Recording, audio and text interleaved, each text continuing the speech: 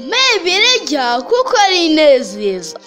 Birya imbwira iby'ubugingo. Tugeze mu mwanya mwiza wo kwiga Bibiliya muri gahunda yo gusoma igice kimwe ku munsi. Muri iki cyumweru tuzasoma Yeremiya igice cya 41, 42, 43, 44, 45, 46 na 47. Imana izatuyoboze Mwuka Muziranenge. Yeremiya igice cya 41. Ubugambanyi. Igihe Nebukadinezari amaze gutwara abantu i Babuloni agasigaza abakene n'abatindi i Misipa, yashizeho Gedaliya ngo ababere umutware. Maze bukeye mwene wabo witwaga Ishimeri wari umwe mu bagaba b'ingabo aramusura, barasangira. Maze bakirimo kurya arahaguruka aramwica, ndetse yica n'abandi bantu benshi bari bari aho. Birababaje cyane ko abavandimwe bajya bagambanirana bakicana. Bukeye haza abagabo 80 baturutse i Shekemu n'i Shilo n'i Samariya, bazanye amaturo baje gusenga, kandi Yerusalemu yaramaze gusenyuka. Maze nabo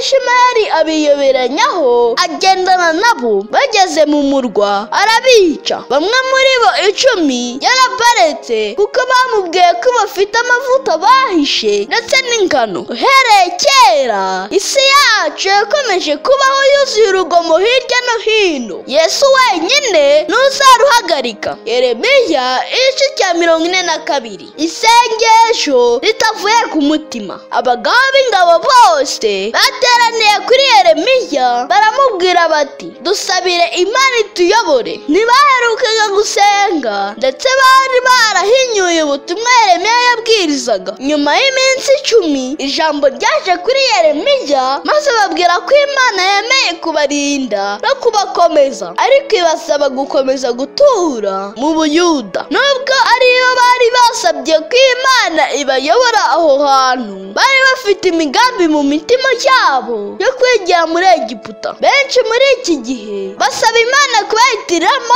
icyo bakwiriye gukora, nyamara baramaze gufata icyemezo mu mitima yabo. Amasengesho nk'ayo ntanezeza Imana. Yeremiya igice cya 43. Yeremiya ajyanwa muri Egiputa. Yeremiya amaze kubahanurira ngo bature i Buyuda, baramututse ngo arabeshya. Baramushinja ngo we na Baruki umwanditsi we barimo guhimba ibinyoma bakabibwiriza. Nuko babajyana ku mbaraga hamwe n'Abayuda bari basigaye bose, bajya kubatuza muri Egiputa ahantu hitwa Tafune. Abantu benshi iyo ijambo ry'Imana ridahuje n'ibyifuzo byabo batangira kwanga uwaribabwirije. Yeremiya bamugejeje mu Misiri, yahise akomeza guhanurira amahanga yose, ndetse ahanurira Misiri ko izaterwa. Umuntu w'Imana aho yaba ari hose akomeza kuvuga ibya Yesu. Yeremiya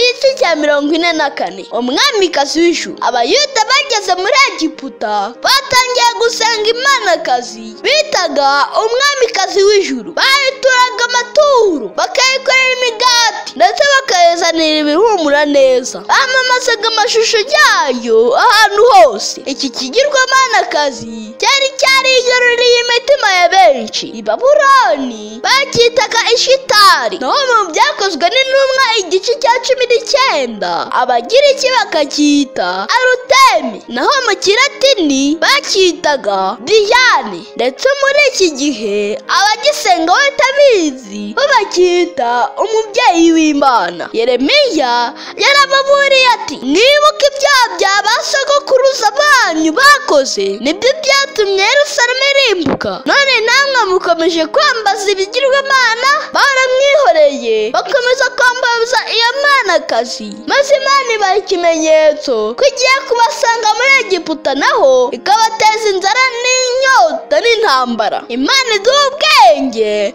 bwo kwizera Yesu wenyine. Yeremiya igice cya 45. Amahoro kuri Baruki. Baruki yabaye indahemuka ku Mana, maze akajya kandi ku buhanuzi bwose Yeremiya yahanuraga. Umunsi umwe yaravuze ati, nari nsanganywe intimba, none Uwiteka angeretseho ingorane. Bishoboka ko hari ikibazo yari asanganywe mbere y'uko ajya mu murimo, nk'ubukene cyangwa ibibazo byo mu muryango, kuko yifuzaga ibintu bihambaye. Benshi bajya mu murimo w'Imana bibwira ko ibibazo bafite muri ubu buzima bigiye guhita bisubizwa. Imana yamubwiye iti, ko ngiye gusenya Yerusalemu nkarimbura Abayuda, none urifuza ibintu bihambaye? Sigaho, reka kwifuza iby'iki gihe. Imana kuko izi ibidukwiriye yamusezeraniye amahoro aho azerekera hose. Nubwo iby'isi byose byarurera, tukaba ibikoresho by'Imana kandi tukagira iherezo ryiza,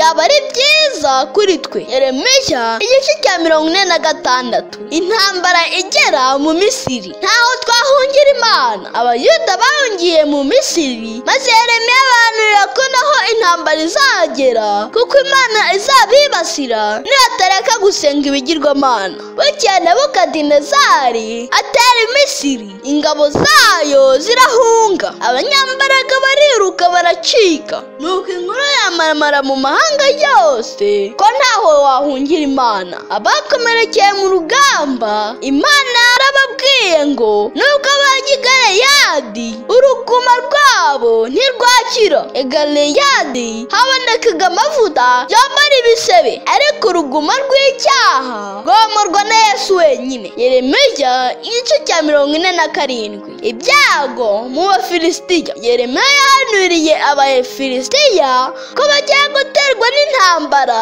imeze nk'umuvumba w'amazi. Abafilisitiya basengaga Dagoni, kandi uhereye kera cyane bari bazi Imana, kuko niyo yabakuye Kafutori mu nzu y'uburetwa ibazana i Gaza, barangije barayigomera. Imana ibasha gushira iherezo ku bishyira hejuru bose mu kanya gato. Reka twese duce bugufi twambaze izina ryayo. Muri iki cyumweru cyose Imana izakuyoboze Mwuka Muziranenge, umpe Bibiliya imbwira iby'ubugingo, umpe n'amagambo Yesu yavuze. Tugeze mu mwanya w'ibibazo. Icya mbere, ni ikihe gihugu Abayuda bagiye guturamo bibwira ko bazarokoka umujinya w'Imana? Icya kabiri, ni iki cyatumye Imana idaha Baruki ibintu bihambaye byo muri ubu buzima? Icya gatatu, i Galeyadi habaga umuti ukiza ibisebe, ariko umuti ukiza uruguma rw'icyaha wo uboneka he? Imana ibahe umugisha.